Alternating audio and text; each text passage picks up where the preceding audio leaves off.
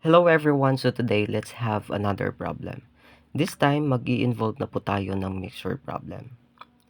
So, sabi dito, a mixture containing 6% boric acid is to be mixed with 2 quarts of another mixture, which is 15% boric acid, in order to obtain a solution which is 12% boric acid. Ang tanong, how much of the 6% solution must be used? So, to illustrate this, no, meron tayong first mixture, 6% boric acid, a known volume. Ito po yung hahanapin natin. Let's call it as X quarts. Meron tayong second mixture, which is 15% boric acid. Given na po ito. So, 2 quarts. Then, kapag pinaghalo natin, gusto natin makakuha ng 12% boric acid solution.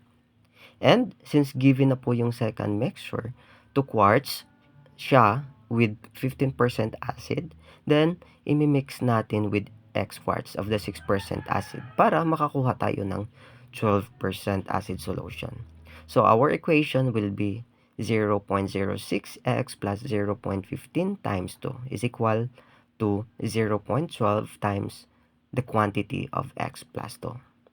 Okay, bakit ganito? So, 0.06x acid mula sa first mixture. 0.15 times 2 acid mula sa second mixture. Alright? Then 0.12 times the quantity of X plus 2 acid sa final mixture.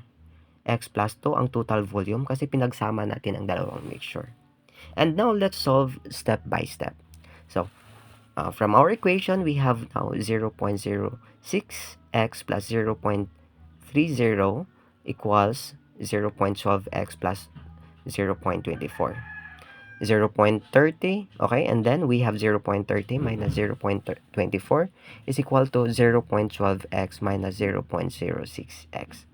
And simplifying further, 0.06 is equal to 0.06x, meaning to say, x is equal to 1. So, ang value ng x ay 1 quart. Ibig sabihin, we need 1 quart of the 6% boric acid solution and imimix natin sa 2 quarts ng 15% boric acid solution.